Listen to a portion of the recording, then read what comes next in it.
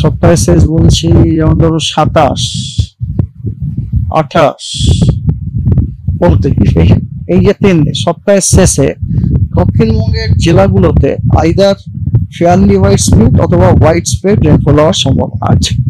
অর্থাৎ জেলাগুলোর অনেক অংশে অথবা অধিকাংশ অংশে বৃষ্টিপাতের সম্ভাবনা রয়েছে।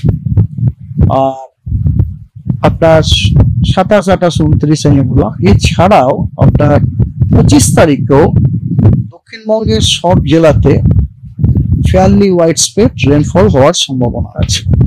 অর্থাৎ তাতে স্ক্যাটার্ড রেনফল হওয়ার সম্ভাবনা আছে। অর্থাৎ দক্ষিণবঙ্গের জেলাগুলির কিছু কিছু স্থানে বৃষ্টির সম্ভাবনা রয়েছে। কলকাতা, উত্তর দিনাজপুর, দক্ষিণ দিনাজপুর ফেয়ারলি হোয়াইট স্প্রেড। আর পাহাড়ের একদম উত্তরের একদম 5টা জেলাতে স্ক্যাটার্ড রেনফল হওয়ার সম্ভাবনা আছে 27 তারিখ। 28 তারিখে এগেন দক্ষিণবঙ্গের সমস্ত জেলাতে ফেয়ারলি হোয়াইট স্প্রেড রেনফল হওয়ার সম্ভাবনা আছে।